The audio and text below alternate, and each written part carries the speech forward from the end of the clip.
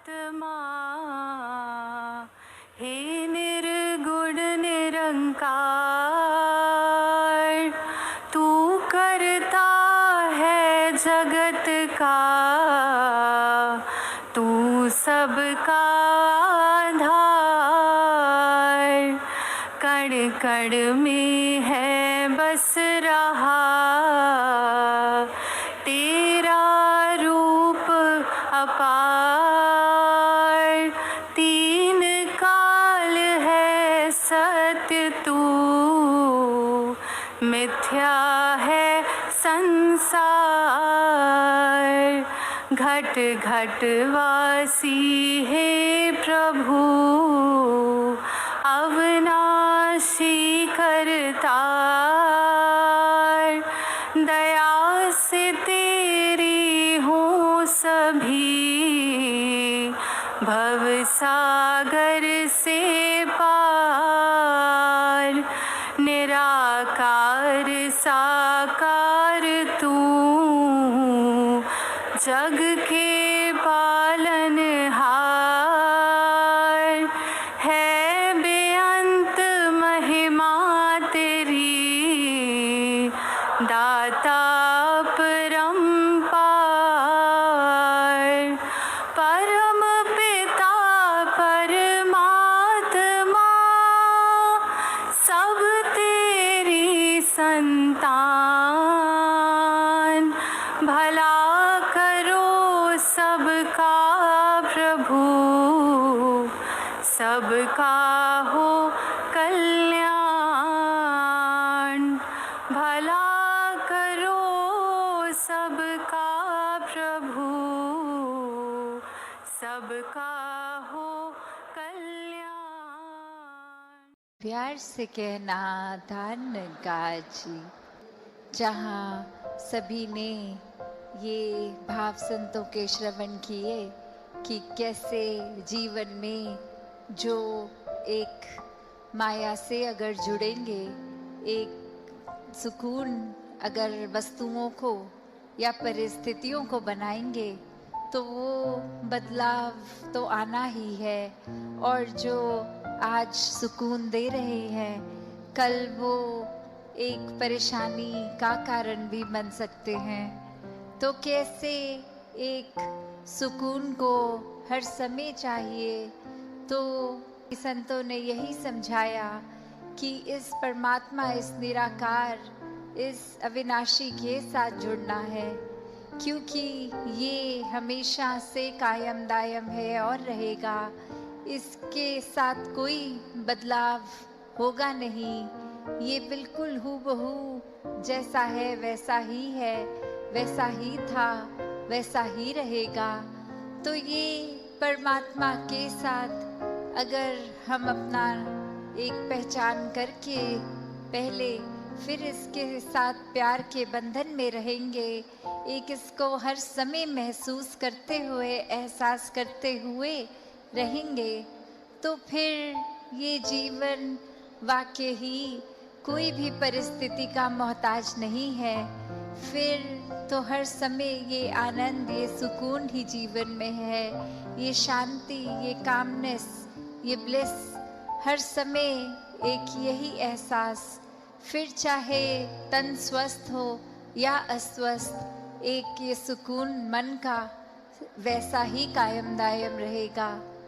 तो ऐसा जीवन संतों ने समझाया है कि ऐसा जीवन जीना एक पॉसिबल है। हर एक के लिए ऐसा जीवन जीना एक मुनासिब है। तो कैसे इसको जिए? तो बात वही कि परमात्मा से जुड़ के हर समय के सुकून में रहें। और अब अगर आगे सोचें कि ये ब्रह्म ज्ञान भी जीवन में आ गया, एक निराकार के एहसास में भी रहने लगे, सेवा सुमिरन सत्संग भी करने लगे, पर एक मन का बदलाव अगर नहीं है, तो फिर ये ज्ञान भी मन में नहीं टिकता। और मन से जुड़ी हुई जो पहली चीज़ आती है, वो अहंकार तजना, वो एक समर्पित भाव, मन को एक अपने होने के इस एहसास से हटना होगा और इस परमात्मा के लिए हमेशा अर्पित रहना है, एक सेवा में अर्पित रहना है। तो ये सुकून यहाँ समर्पित होने के बाद जो मिलता है, तो कैसे समर्पण के साथ सुकून। तो अपने जीवन में जहाँ हम समर्पण की बात करते हैं, तो ये समर्पण कैसा समर्पण है?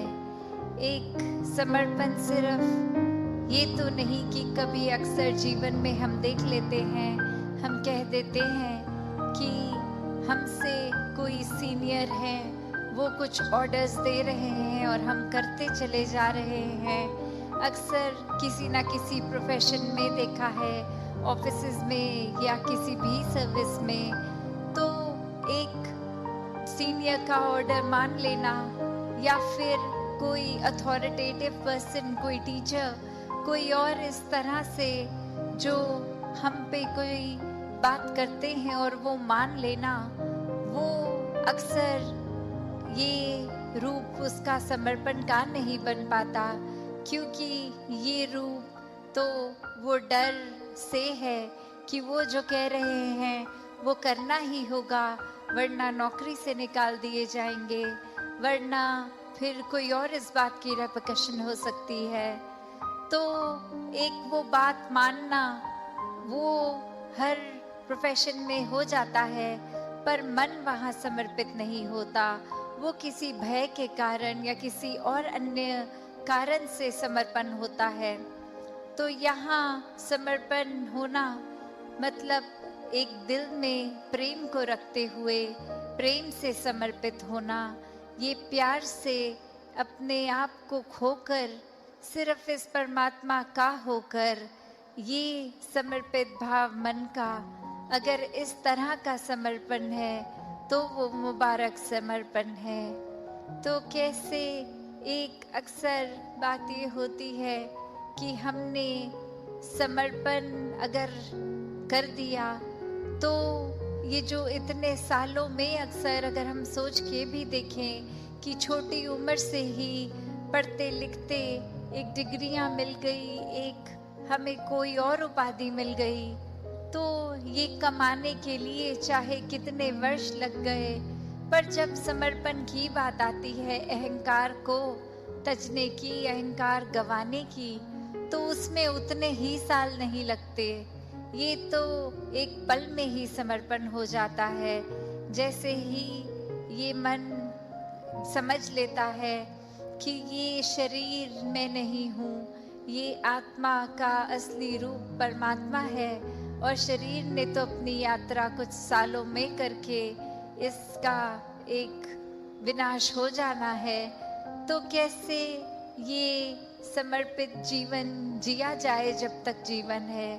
तो बात वही एक कहानी के साथ तास अपनी रखना चाहेगी कि एक बार एक गुरु के पास शिष्य आता है जो काफी सालों के बाद, और आते ही अपने गुरु के आगे 1000 सोने की गिनियां दे देता है और ये कहता है कि इतने वर्ष मैंने काम काज किया, और बात मन में यही आती रही कि आपके सामने आशीर्वाद लेंगे जब 1000 गिनियां पूरी हो जाएंगी, और आज ये बोरी भर के आपके पास ये समर्पित करने के लिए आए हैं और आप इसको कबूल कीजिए।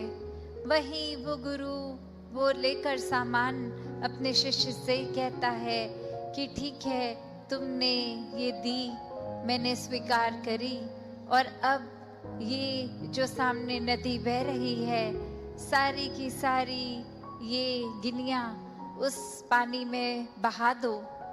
और अब वो शिष्य के मन में सवाल कि क्या ये एक क्या ही बात हुई, इतनी मेहनत जो करी कि गुरु को देंगे, और अब वो दे भी दिया, तो उसके बाद वो इसको अपने पास नहीं रख रहे हैं, वो इसको नदी में बहाने को कह रहे हैं। तो वहीं वो सवाल कि क्या फिर वो समर्पण था कि अगर एक क्या होगा अब उस वस्तु का, जिस तरह हम देना चाह रहे थे वो उस तरह अपनाई नहीं गई, उसको साथ तो कुछ और ही करने को कह दिया। तो वही ये ख्याल जहाँ उस शिष्य को आया और फिर वो अपने मन पे किसी तरह काबू करके, क्योंकि अब गुरु ने कहा था तो वो फॉलो करने के लिए किसी भी सोच विचार के साथ चला तो गया नदी किनारे कि ठीक है अब कहा है तो ऐसा ही करना होगा। और वहीं काफ़ी देर हो गई और अब गुरु भी इंतज़ार कर रहा है कि ये इतनी देर से लौट के नहीं आया, इतनी देर क्यों लग रही है वो उसको वो सिक्के नदी में बहाने के लिए। तो फिर वो गुरु ही खुद उस नदी किनारे जाते हैं और क्या देखते हैं कि वो शिष्य एक एक करके सिक्के को फेंक रहा है, जिसकी वजह से वो बहुत ही देर लग रही है। वो एक बात फिर गुरु समझाते हैं कि ये समर्पण करना है तो इतनी देर क्यों लग रही है। समर्पण तो एक साथ ही किया जा सकता है, पूरी की बोरी को एक साथ ही नदी में बहाया जा सकता था, तो एक एक करके क्यों, इतनी देर लगा के क्यों। तो ये कहानी में तो ये मन की अवस्था ही है कि हम किस तरह एक अपने मन को इस तरह मान लेते हैं कि कोई अटैचमेंट हो गई, कोई और कारण से अगर ये लगा कि कुछ वस्तुएं इकट्ठी हो गई हैं, कोई उपाधियां मिल गई हैं, या कहीं अपने मोहल्ले में अपने दायरे में बहुत नाम कमा लिया है, एक हमारा कुछ औहदा, कुछ रिस्पेक्ट बन गई है, एक तरह के हम सेलिब्रिटी बन गए हैं, कुछ 2-4 लोग हमें जान गए हैं, तो ये एक इम्पॉर्टेंट होने का अहंकार या कोई और तरह का अहंकार ये मन में घर कर लेता है। तो ये सारी चीज़ें सिर्फ इस्तेमाल के लिए और सदुपयोग के ही काम आए। दातार हर एक पे कृपा करे कि सुकून जीवन में सबके भरा रहे, सेवा भाव, एक समर्पित मन, इस तरह का जीवन हर कोई जीता जाए। साथ संगत जी, धन्यवाद।